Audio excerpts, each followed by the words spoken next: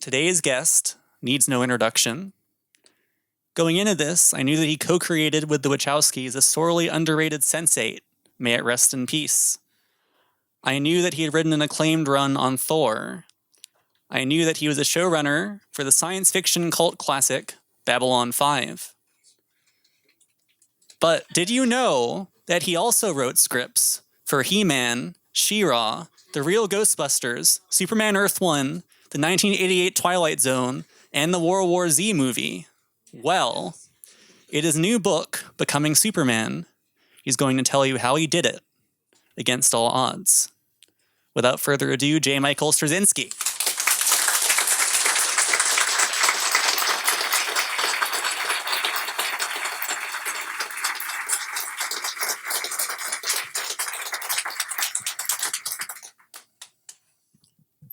More than that, I think.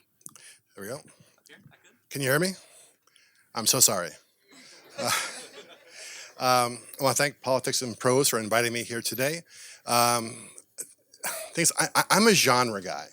I write science fiction and I write comic books and I write cartoons, and being invited here, knowing the history of this place, it's like lay priests being called upon to do high mass in front of the Pope on Christmas Day. And preparing for this, I made the error last night of saying, well, I should look at videos of who else has been here. Senators and prior presidents, presidential candidates, and the head of the FBI, and like, oh my God. I'm going to stop now before I get even more terrified than I already am, because I'm not a prepared formal talk kind of guy. I tend to do Q&As at conventions and such. So I'm trying to not be terrified. So I'm getting ready to go, and I'm being delayed by a phone call saying good luck. I'm trying to get out the door. And one call comes in and saying, so I know you are not very good at public speaking. It's okay if you're terrified and you suck. It's okay because this isn't what you do. Stop talking. I think guillotine is French for stop talking, by the way, for those who are curious about that. And then I'm trying out the door, and another phone call comes and says, did you know that Hillary Clinton and John Dean spoke there? It's like, oh. Why are you hurting me? I'm 45 minutes from giving a talk. And it's so odd. I mean, I'm a genre guy, and I figured when I did my autobiography, I would get attention from the genre press. So when I was, suddenly the book met with reviews from the Washington Post and the New York Times and the Wall Street Journal. I still can't figure that one out. And NPR is like, wow. It's like I'm living in somebody else's life suddenly, and waiting for them to reclaim it at any moment. I found out last night, in fact, that the book just debuted on the LA Times bestseller list at number 6. I was like, whoa. Not what I expected. You wanted number 1. Security. My people.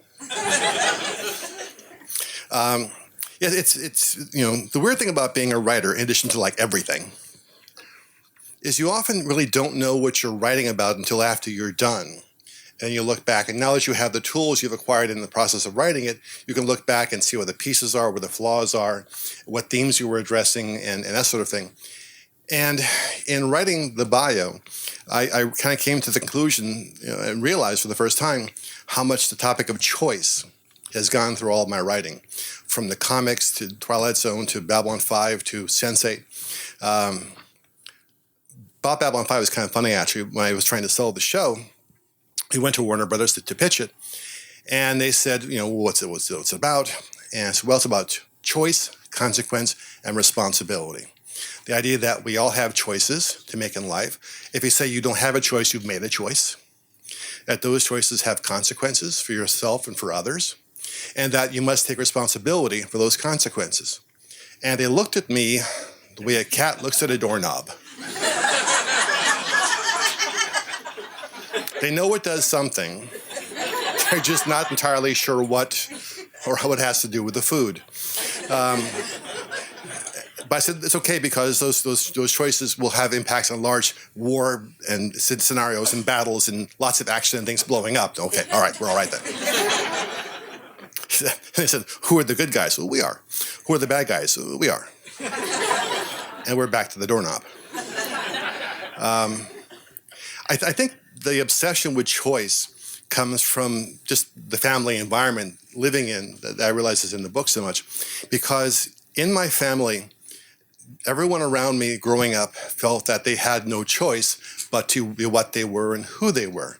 My grandfather and my father came out of Russian background and that culture of heavy drinking and violence and abusive behavior and the cycle of that, and felt that they could be nothing else. I am what I was made to be, which is a good way of ducking the responsibility part, because if you are the result of what happened to you, whatever you do isn't really your fault. You can ascribe it to someone else, and you have immunity, you have dispensation, which of course is nonsense. My father added a second layer to this because during the Second World War, as a teenager, he was stuck in the Ukraine for like 6 years, living at my family, my grandmother, my aunt, and he at a train station with Nazis. They worked with the Nazis.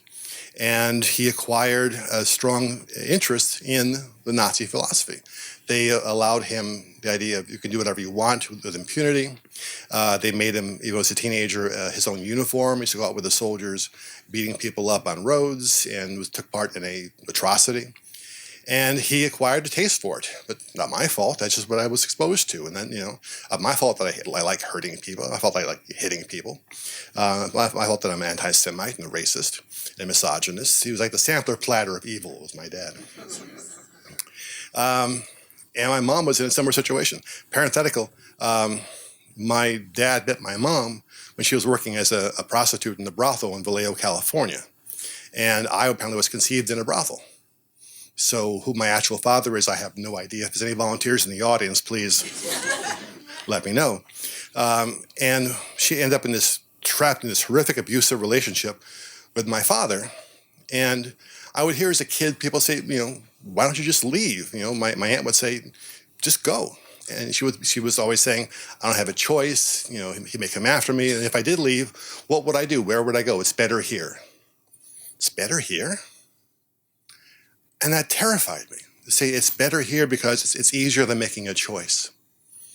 And the thing is, when you think you have no choice, oddly enough, that gives permission for horrific things to happen within the context of it's not my fault. It's not my choice. I had no choice. So for instance, my mom tried to kill me twice because being stuck in this environment made that kind of acting out inevitable. First, I was an infant and tried to smother me. My grandmother caught her in the act and took care of that. Then when I was 5 or 6, she tried to throw me off a roof of a building, and did. The only reason I'm here now, they got caught a bunch of cables and stuff and wires, and she had to pull me up as people were starting to look what the noise was. And another inevitability, when you have the idea that there is no choice, there are attempts at suicide. People who get stuck where they think they can't escape will find some other route that doesn't involve choice, but involves succumbing to no choice. And she tried multiple times to commit suicide. She was institutionalized several times. One of the first times when I was, again, like 4 or 5 years old, and I began remembering things at a very early age and memorizing them because I just had to sort of figure out how to stay alive in this environment. And my aunt brought me back into the house after she had been returned from the hospital, still on medication. So I came in and she was sitting on a couch by the front window, just staring out the window like she'd forgotten what she was about to say, that kind of like trying to grasp onto something, a thought that had gotten away. And she didn't know who I was. She was so medicated, she wouldn't even react to me. But I found if I brought a neighborhood cat with me into the room, she would react to the cat. She would pet the cat. And one day while she was doing this, her hand touched mine by accident. And in my family, there was never any affection, no hugs, no I love yous. There was none of that ever. That was the first time my mom's hand touched me with affection. It wasn't for me, it was for the cat, and I knew that. But I was okay with that. So whenever I would come over, I would bring the cat and turn it this way and that way. And it was scratching the hell out of me, but I was trying to get that moment of contact. And the interesting thing when you grow up in a family where everyone believes that they have no choice but to be what they are, one of the first things that they do is to make sure that those who come up next are stuck in the same box, that you believe you have no choice. Because if you do manage to discover and realize that you have choices, and you make them, and you better your life, it calls into question their entire philosophy, that they couldn't change anything, they couldn't make anything else happen. So they want to make sure that their belief system is not challenged. So in my case, when I was like a kid, they began force-feeding me vodka. It was a very hostile, physically abusive environment where I was not just spanked, but I was beaten literally with fists and with belts and bruises and scars and cuts and a lot worse, knocked out twice. Because what happens is that rage feeds the idea that you must take that out on somebody else. It precludes logical, informed decision-making. You're so angry, you're so caught up with it, that you can't hit the person above you, so you punch down. You're hit by someone bigger than you, so you're somebody hitting someone smaller than yourself. And that tends to be how the cycle perpetuates. What my family, I think, didn't count on was science fiction and comic books and Superman and that sort of thing. Because you look at Superman, for instance, as one example, and he's the strongest person in the world. He can do, in theory, anything he wants to do, but he chooses to use that to protect people. He chooses not to be the bully. I thought, okay, if he can make that choice at age 12, this is how I had to wake up. If he can make that choice, I can make that choice. So I made up a list, age 12, of all my father's negative qualities, which are pretty much all he had. And he's a smoker, I won't smoke. He's a drinker, I won't drink. He's a wife beater, I won't be. He never keeps his promises, I will. I went right down the list, and I couldn't kill him because flaws. But what I could do was to negate him and try and cancel out the evil he brought into the world. Had he been a better person, that would have been a worse one, but he had no good qualities to negate. And that put me on a path of becoming a writer and doing what I do. And the thing that I realized also in the course of writing the book is that this thing about choice does not apply just to me or to my family. It's how systems of control work overall. People who are, in jobs where they don't like their job, they hate their job, but they're constantly having their hours screwed around with, their rights and salaries messed with, and the gig economy, so that you can feel like you have no choice. You can't stand up for yourself because if you do, you might get fired, and then what happens? Relationships, whether they're familial or love relationships, can often be held hostage to terror and a lack of choice. Where as a kid, you're told, wait till dad gets home, you'll be in trouble. And that kind of thing stays with us even when we get older, and that person either can't, follow through on the threat or is gone. And when you're in a relationship with someone who is abusive, you feel like you can't get out of it. And the culture and politics in general.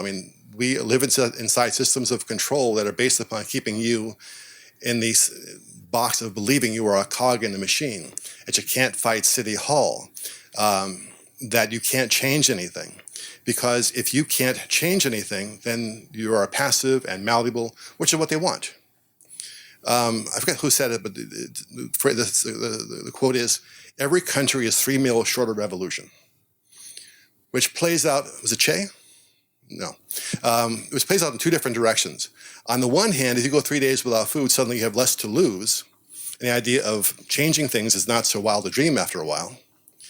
But the flip side is, as long as you have those 3 meals, you're less inclined to take action because you're afraid of losing what you have. As long as you have something to lose and the fear behind that, the idea of choosing to rise up or make changes or stand up becomes that much harder. And as I've been giving these talks, what's been interesting is to see the degree to which this causes us to fall asleep in our own lives. Where you do the same thing over and over for a long time, and pretty soon you aren't having 10 years of experience, you're having 1 year of experience 10 times. I mean, as kids, we all spontaneously sing, dance, and tell stories until someone, usually an adult, says, you're not good at that, let someone else do that, you're embarrassing yourself. And we unlearn our passions, we fall asleep. I was talking at a convention not long ago and talking about following your passions and not letting that stuff go. And a woman in the audience raised her hand and said, well, what if you don't know what your passions are? I said, I don't. Yes. Let me ask you some questions. Just give me quick answers, whatever I ask you. Milk or dark chocolate? Milk. Okay. Morning person, evening person? Morning. Blue or black? Blue. What do you want to do with your life? And she froze.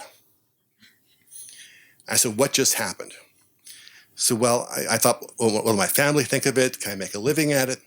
But you knew, didn't you? You wanted to paint. Thank you. And we fall asleep. And what I always tell people is, if you could talk to your 17-year-old version of yourself when you were in high school and were confident that when you left that school, you were going to change the world, and tell that person what you were doing now, would that person be pleased or horrified? And if pleased, great, leave it alone. But if horrified, then it is incumbent upon you to wake up out of your life and choose something different.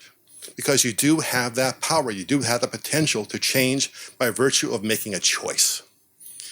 God knows if I could do it under those conditions, anybody could do it. And when you leave here today, my recommendation is just take 5 minutes. It's usually we stay asleep until something wakes us up, like a diagnosis, a prognosis, a divorce, a marriage. Something happens traumatic and we're suddenly awake for the first time ever. But you can choose to make that happen whenever you want and step back and say, is this really the life that I want? Is this the relationship that I want? Is this the job that I want? And don't give me the yeah buts. Just ask the question honestly and answer it honestly, and then choose to act accordingly. That is your superpower. That is your Superman, your inner Superman, if you will. And that is the message in the gospel that I bring. Thank you for coming to services today.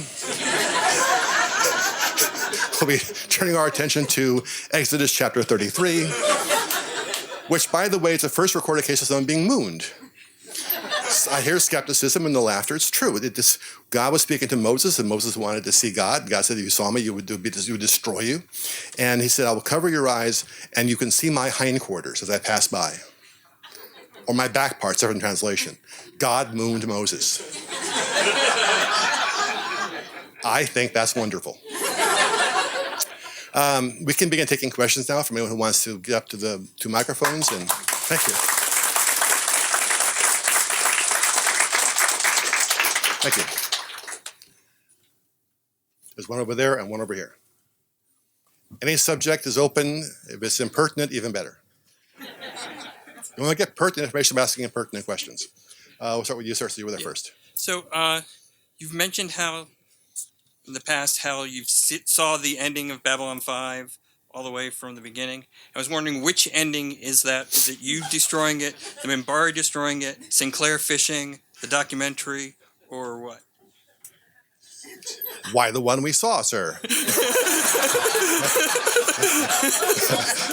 What else could it ever have been?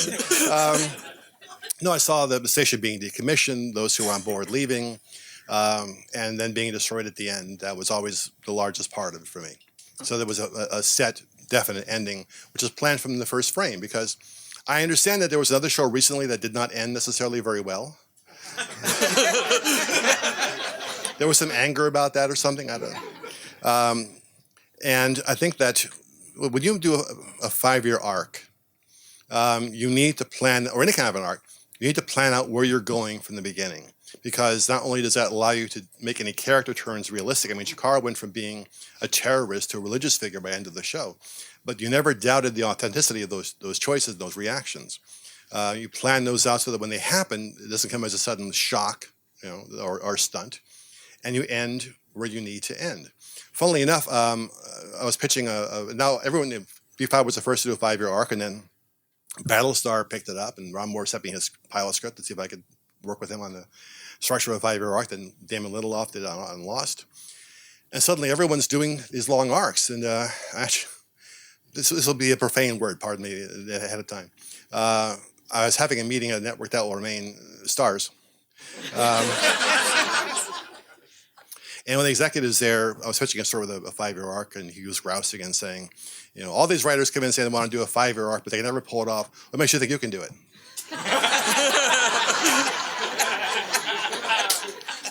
I invented the motherfucker. So, Thank you. yes.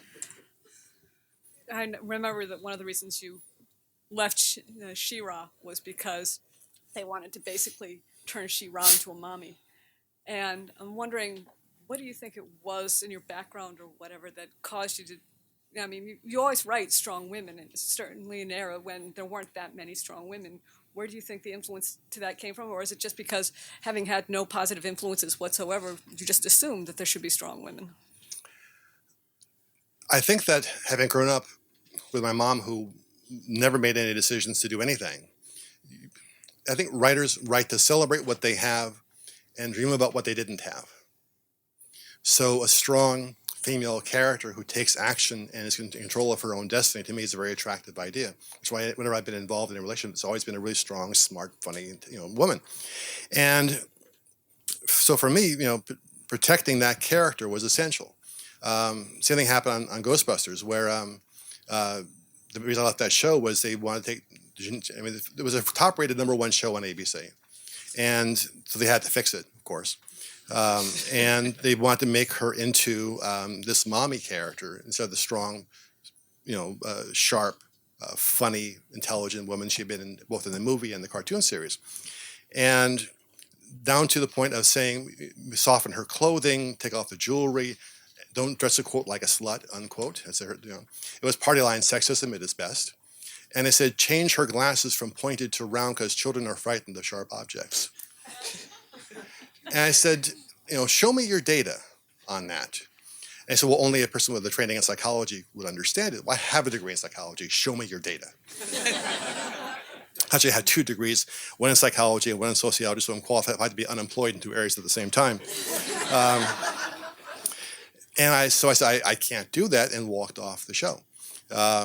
And of course, what happened afterward was that all their changes blew up the show, and the critics hated it, kids hated it, adults hated it. It was uniformly loathed.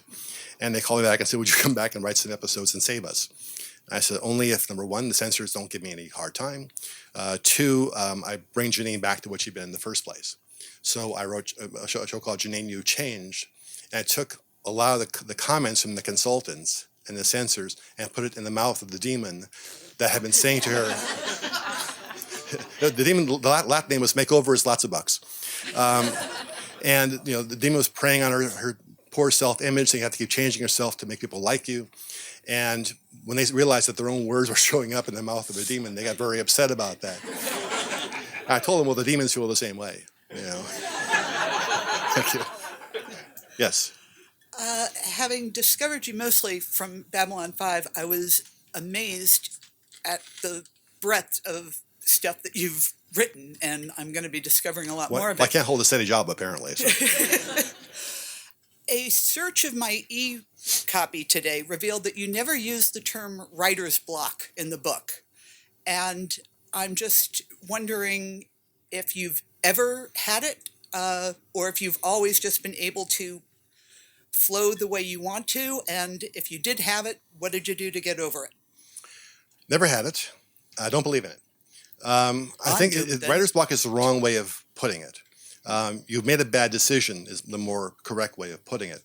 Because what happens is there's a part of your brain, if you're a writer or any artist, that always points true north creatively. It knows where you should be going. And when you try and bend the story in a direction that doesn't make sense, that contradicts what you did before, that is lazy. That compass begins pulling you in the other direction. And people lock up when they say, I want to keep going this way despite what I feel over here. And they try and bend the story to them rather than them bending themselves to the story. And what I've discovered is that you don't make art happen, you let art happen. You get out of your own way. And writer's block, I think, comes out of ego. It comes out of trying to control everything and not being free with the work. The art form, whenever it is, should be fun and effortless and not homework and not hard. It should be a joy. The comparison I give is, imagine an old-fashioned ballroom with dancing. At one end is a guy who just came out of the Arthur Murray dance school. He knows his stuff, but can hear him in his head going 1, 2, 3, 1, 2. And over there is Fred Astaire, and he is just dancing. There's trying to dance, and there's dancing. There's trying to write, and there's writing. You let it happen. You don't fight it. Ursula K. Le Guin said she was like 200 pages into a novel she was writing, and the main character was suddenly killed. Like, what the hell, you know? But then she realized the story was trying to tell her that it wasn't about him in the first place. It was about this other character over there. So she then wrote the rest of the book with that point of view and revised the first 200 pages to match. Let the story tell itself. You know, the story tells you. Yes, Thank you. Thank you. Thank you for the book. Thank you for your run on Spider-Man. Both wonderful. I'm just curious. You talk a little bit about your experience at the Cannes Film Festival and sort of near the end of the book about how you sort of were able to let a lot of things go. A lot of people who come from backgrounds like yours, abusive, poverty, and so on, pull themselves up, but they do so with sort of a chip on their shoulder. I've got to show them. And that skill takes them so far, but then at some point it sort of loses its effectiveness. And they're angry, for lack of a better term, at what could have been, you know, had they been born in different, you know, circumstances and so on.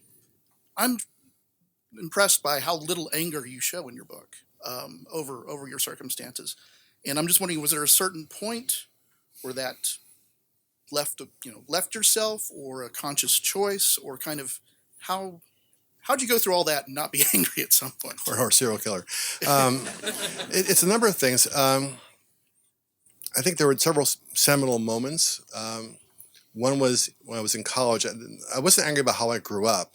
I by virtue of choosing to go a different way, I sort of let a lot of that go around the spot. But I was angry about things that happened to me afterward when I was out on my own. I mean, I got jumped by a bunch of guys who wanted to get into a street gang and beaten almost to death. I was in a cult that blew up and lost everything I ever owned and my faith to go with it. So I was in a very bad position. And I just to sort of salve my brain, I took a class or two from Norman Corwin, who some of you may know is a radio dramatist in the 40s. Amazing guy, and stunning writer. People like Ray Bradbury and Rod Serling and Charles Kuralt and Walter Cronkite called themselves Norman's kids. They learned to write by listening to Norman. And this was a guy who, in the 50s, his career blew up during the Red Scare period, because a little magazine called Red Channel said he was a little bit pink, and never testified before Congress. But this one magazine said, "We think he's a commie," and his career stopped that day. He didn't work again for almost 20 years. But whenever I spoke to him, there was no rancor in his voice. There was no anger in his voice. There was never bad rapped anybody.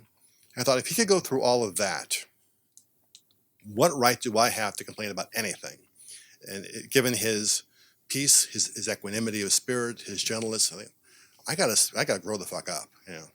And at Cannes was the second one, because you're right to make certain. Every writer goes through life like a man running for a bus, you know, chasing the next opportunity, resentful at those who put you in a bad position, and the events of that screening for Changeling, was the premiere of Changeling, changed me in ways that are too long to go into here. But for the first time, I felt calm. And I woke up in myself and said, there's no one left to fight anymore. I mean, the people who I was angry at, who messed me up, are dead or have forgotten about me. Why am I fighting with people who don't even know my name anymore? Let it go. Yeah. So I came back from that centered and very different than when I left. Thank you. Yes. So Babylon 5 is one of my... I'm glad you're holding that with two fingers instead of one. That could be a very different conversation. You got to keep it balanced. Babylon 5 was one of my favorite shows of all time. I was shown it by my parents when it was coming out on DVD, and just it kind of woke me up to what TV could be if it had a memory, and if it could tell an ongoing story, and kind of ruined me for most TV at the time until finally TV has come around, and now like lots of other shows are doing arcs and telling great stories. You did it first. Yes. Anyway, I was wondering if we will ever find out what you had planned for Crusade had you been able to tell your story, and or if we'll ever see the other planned volumes of Crusade, What the Hell Happened? To the latter, a lot of what was going to be in that second volume ended up in the bio. I had to figure out how to just massage that.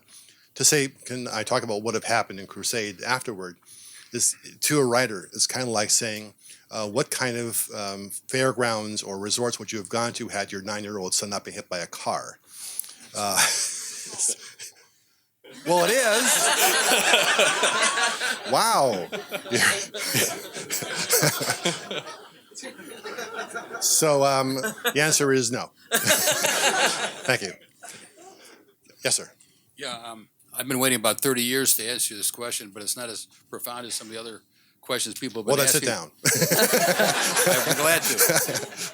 You wrote some episodes of Murder, She Wrote, and there was one in 1993 that had my first and last name, which is very unusual. There's nobody in the United States that has that name, and I wondered how you get your characters, if you want to tell us, for some of your writing.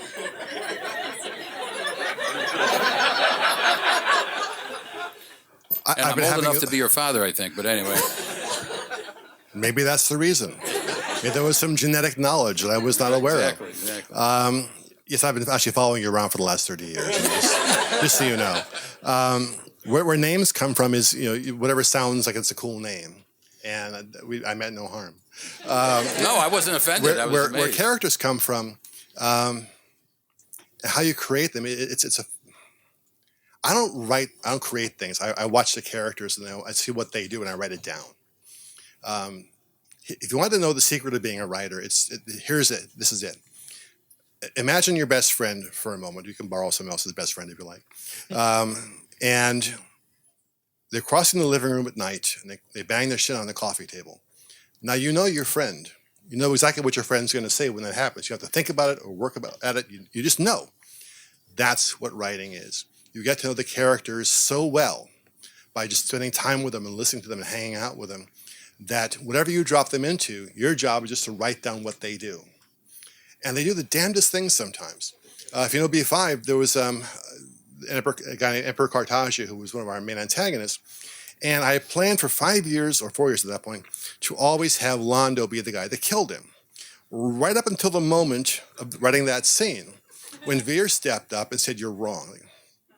First off, who's saying this? How did you get in here? What do you mean I'm wrong? I'm the showrunner. I know it.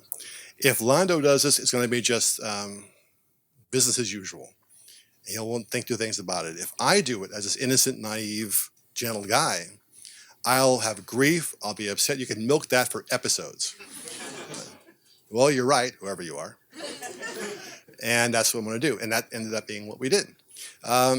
Characters come from just observation, and you peel off parts of yourself. I'd like to think I am lots of Jakar. I think I'm probably more of Londo than anything else. And you just have to trust the characters. It goes back to the writer's block question. You just trust the characters that they know where they're going, even if you don't. And we owe you money for using your name. Thank you. Thank you. Yes, sir. Hi, thank you so much for coming. One of my favorite shows of all time was, as a kid, was Captain Power and the Soldiers of the Future. I'm so sorry. Aww. Still one of my favorite shows, and when I look back on it, I mean, so like nuances. I think a lot of great storytelling in there. I always wondered if over the years if there was ever a possibility to bring back Captain Power.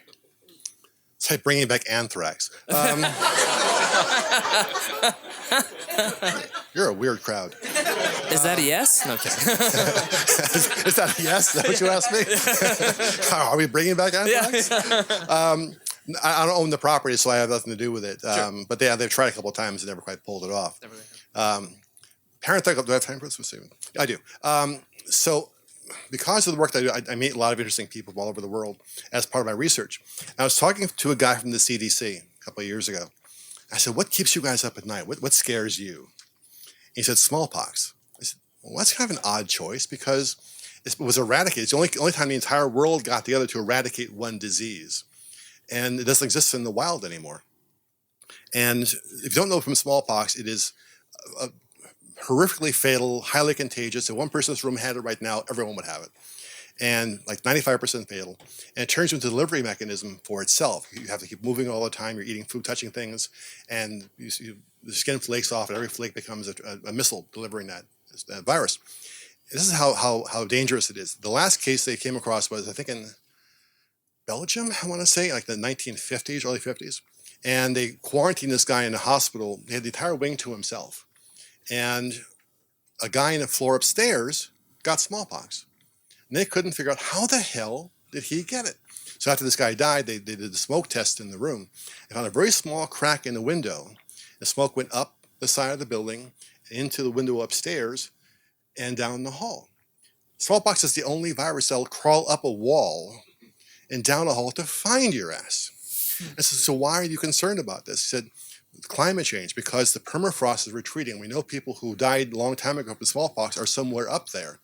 And that virus stays around for a long, very long time. It's only a matter of time, and we know this, until someone finds a body that died from smallpox and it comes back.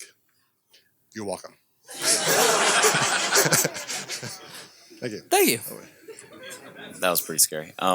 So, good evening. I wanted to thank you for your run in the mid-2000s on Spider-Man with John Romita Jr. It helped instill a love in me for graphic novels as a medium.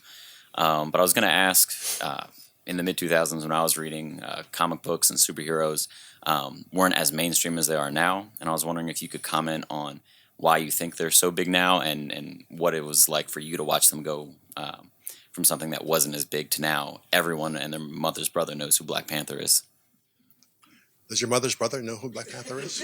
I'm just curious. I'll ask him. All right. Well, that's the process. Over time, the subculture becomes a culture, whether that's jazz or comics or certain kinds of art forms. Eventually, it transitions to the mainstream. This has been going on for a while. And back in the 60s, if you said the word Klingon, most people wouldn't know what that was. Wait 20 years, now everyone knows what a Klingon is. So I think the mainstreaming has been inevitable. I think the movies have certainly helped. We all can share that language. And I think the storytelling has changed a bit from what it used to be. It was kind of early comics and early science fiction were largely written by guys who were afraid of girls. And you see it in the work. And that has kind of changed a little bit. It's gotten a little better. And there's more of an emotional connection to the readers. And when you connect emotionally to the audience, that's what changes everything for the first time. That's when all of a sudden it comes to life. And that's what you want when you're either a comic book writer or a producer or TV guy or whatever else. When I discovered, in my Spider-Man run, when Aunt May discovered that Peter was indeed Spider-Man, everyone for years have been saying and writing that if she ever found out, she would just fall over dead because she's this old big lady. And I never bought that sexist point of view for a second. I think that this is a woman who raised a kid by herself, saw her husband killed, his parents killed, and I think it's a spine of solid titanium. And I always said that he got his powers from the spider, but his strength from Aunt May. And when I had them have, for one issue, an entire book, just a conversation between the two of them, but why couldn't you tell me about all this before? And you know, the realization that those who love us most can bear our deepest secrets. And she accepts him. I got so much email after people saying I came out of the closet for the first time to my family. We had conversations about things we never talked about before. And that's what you want as an artist, is to connect on an emotional level. And it comes to you in very strange places sometimes. So I did B5, I got an email about a few years later from a man who said that our young daughter was born troubled. And she could never sit still. And the only time, for whatever reason, he said that she could ever just sit still was during Babylon 5. And he said, I would put her, the show would come on, I'd put her in my lap, I'd hold her. And it was the only time I could just be a dad. And he said, you know, I want you, she passed away just recently. And my wife's upstairs at night, I come downstairs, I put a B5 episode on, and I put a pillow in my lap. And I remember that. And you cannot hear that and remain unchanged. But that's what you want. You want that emotional connection. And I think comics are doing that more. Science fiction is doing that more and more. It's becoming more mainstream in that respect. So therefore, we're going to have more of a mainstream reaction. Thank you. Yes. Hi. Hi. When you think of a character, is it easy or difficult for you to think of what they look like? Like if you're designing, like if you're coming up with a character for comics or for television, do you have an idea in your head of what they should look like? Or is it harder for you to think of that? Good question. For comics, I tend to be very specific. I tend to see the character in all of the details. when writing for television or film, I tend not to see that detailed. It's more about the personality, because you never know what's going to walk in the room as far as the actor is concerned. You could, and also whenever I run a show, I put out a casting breakdown that doesn't specify male or female unless there's a reason to do so we can see anyone who wants to come in to audition for that part. And sometimes, usually you just wait for the actor to come in who is that character. We were doing Babylon 5, going back to Veer for a second. I wanted to hire an actor to play Lando's assistant, who was first as mean and venal and sarcastic as Lando was. I wanted someone who was shy and withdrawn and nervous all the time. I didn't have an image in my head. I just knew those characteristics. And when Stephen first showed up to audition that day, he came in, and apparently he hadn't watched the show because all the other actors auditioning had done the hair thing where they make it stand up. You're like, oh shit. And he goes into the bathroom, and he's trying to use a soap to get it to stand up. And he gets it in his eye, and so, oh, Jesus. And he's got to do this catastrophe, and we call his name. He comes in, and his eyes are red, and his hair's like this direction. He says, I'm sorry, I didn't know about the hair thing, and I went to the bathroom, and I tried to do the soap, and it wasn't working. I got it in my eyes, and I heard my other producer said, it's there.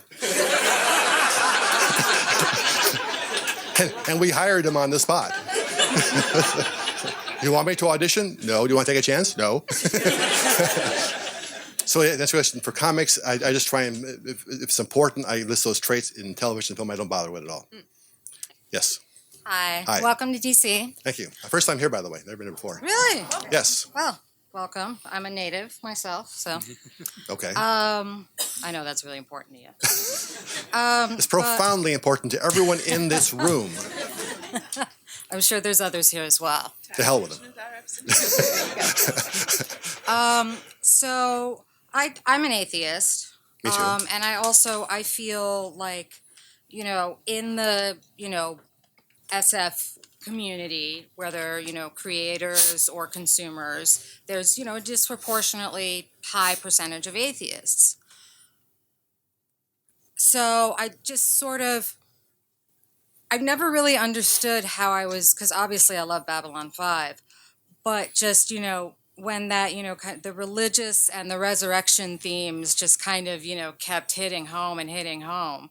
Like for me, like putting all of that together, I don't know, it still worked for me. I feel like in a different format, that would have been a complete turnoff for me. So I don't know, how did you reconcile sort of those two, the audience is this way, but I'm going to tell a story about, a resurrection? I'm an atheist also. I've been for a long time. And I don't have an axe to grind against religion. For a very, very brief window of time, I actually wrote a column for Madeline Murray O'Hare's magazine. I heard a gasp on that one. That was pretty cool. Until I was on the phone with her one day, and she said her goal was to get rid of every church in the world, in America. And I said, then I can't write for you anymore, because I believe that they should have the right to believe as they wish, and I have the right to not believe as I wish. And when I came to B5, I wanted to convey that same sense of respect, that I may not agree with you, but that doesn't mean I have to make you into a foil or a two-dimensional character. So I dealt with those issues, because religion will follow us into the stars the same way as all of our other glories and bad points. And I think there's a lot of atheism in those who follow science fiction, because it's all based on asking the next logical question. And most religions don't survive very well in that environment. Parenthetical. I forget which book of the Bible it is. I read the Bible cover to cover twice, which is also why I'm an atheist.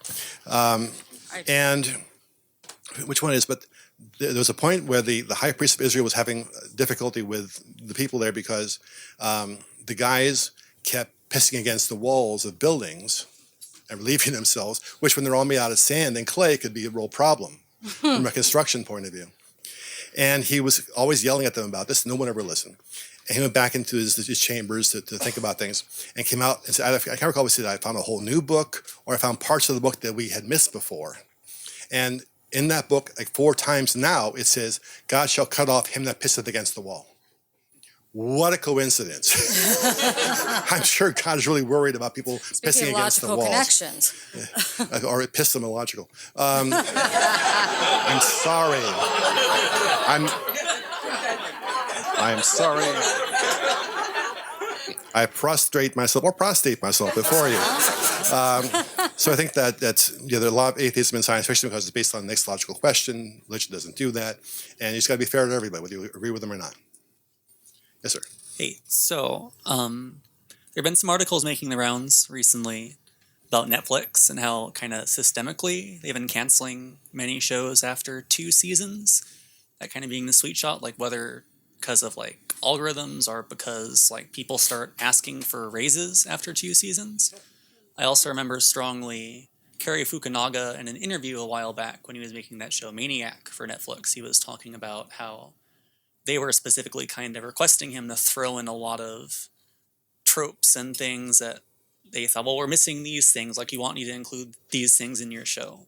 Stuff like saying, oh, this is a show we're aiming at, like, kind of younger 20, 30-year-old men, so make sure to include, like, mental problems, make sure to include fantasy sequences, make sure to include, like, Fight Club style stuff. So you mentioned earlier about how you believe that humans have this sort of inner creative lodestar that we struggle with, but ultimately points us toward the right answer. I was wondering if you had any thoughts about kind of this new storytelling by algorithm that you see on these streaming sites and whether it's good or bad. It's a tool of Satan. I think any good showrunner worth his salt who gets a note like that, which he disagrees with, will simply ignore it. I understand why they're doing that, because Netflix exists to bring in new subscribers. That's their base. They keep adding and chumming the water to bring in new subscribers. So keeping a show on the air for 4 or 5 years, they already had those subscribers locked in. And they want to bring in new ones or get them more excited to keep going later on. And they're finding people were also just dialing out. So they keep chumming the water by bringing in new shows all the time, canceling old ones. And I can see the logic, I don't agree with it, of why they would start asking for certain things to be included, because they explained their formula to me, which they can tell every show that you're watching 24/7. They log it all in. And they know what kind of show you're watching, what specific show, what time you were watching it. They discovered that the average viewing time, by the way, for binge watching was 2.25 hours. That you would watch 2 shows, then the next part of the next episode to see how the cliffhanger resolved itself, then go to bed. But they can tell if there's a crowd among their subscribers who watch shows about trout fishing in northern Ottawa. And they can say, we can produce a show about trout fishing in northern Ottawa, or what would appeal to them. They're bringing in this much money from the subscriptions. We can do this show for this much money as well, and it balances out, and we keep them coming in. So they can have all the algorithms you want. Writers are known for being angry and determined, and if the showrunner puts things in he doesn't agree with and leaves it there, then he should be fired. Yes. Sure. My own fave to recommend neglected JMS property is Jeremiah, and I'm always like, yes, it's a sci-fi show with Luke Perry and Malcolm Jamal Warner. No, you should watch it. So I'm curious what drew you to that story and adapting that comic. And also, you've worked with a lot of actors who weren't necessarily playing to type when they worked with you. What made you what either drew you to people who wanted to work outside their niche or help them sort of draw outside what their previous box had been? Jeremiah, I want to get into this long, horrific story, but I was just drawn to the idea of how you would reconstruct society if everyone over a certain age was dead. And the politics of that became very interesting to me. As far as actors go, same with the writers. I don't believe in genre. I think that you need to always think outside the box. When I first came to LA, there were a bunch of writers that I knew who were the big deals at that time, about a dozen or so, who when I first told my first script, like patted me on the head. That's very cute. And there's not one of them still working today, because they defined themselves to death. They said, this is the kind of writer that I am, this is the kind of story I tell, and that's fine as long as the town wants that. But if the town moves on and you don't, you're dead. I kept trying to get them to think outside the box and we'll try something else, try writing an article, try writing a mainstream thing. I just told them a mainstream genre, a mainstream novel to Simon & Schuster coming out next spring. And they wouldn't do it. And they lived in a box and they died in the box, because that's what boxes are for. And I believe where possible, you have to break those boxes open. Yes, sir. Yes. Thank you for coming, first of all. Also, what would you recommend in this day and age we do to improve society in a larger term? You mentioned how we can improve ourselves, but what can we do on a larger scale? The reason I did Sense8 was the importance of empathy. And right now, empathy is under assault in a huge way. Everyone is looking at the other. And a return to compassion wouldn't be a bad idea. Because, and that's just how it's fuzzy kind of sounding answer, but the way civilization works is first you had, way into this in the past, we had sympathy for our tribe and family, and the tribe across the river were the enemies. You meet them one day and they're not so bad, and you make friends, now you have empathy for them, and now civilization expands. The more empathy expands, the more civilization expands. When empathy contracts, civilization contracts. And other than voting to impeach the motherfucker as soon as possible, and voting the rest out of office as soon as possible. But a little concentrated kindness on a daily basis wouldn't hurt. Yes, sir. Who, me? Yes, you. I was just wondering what inspires you. You've talked a lot about characters and what guides the story, but where do you come up with your ideas from the start? No writer ever knows. They come from, my friend Harlan used to say that there was an idea service in New York, White Plains, New York, and he would send $25 a month to get a 5-pack of ideas every month. Interesting.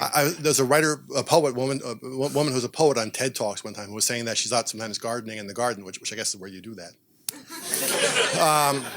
And she would feel a poem coming at her. And she had to race back to the house and write it down before it went past her and found someone else to write it.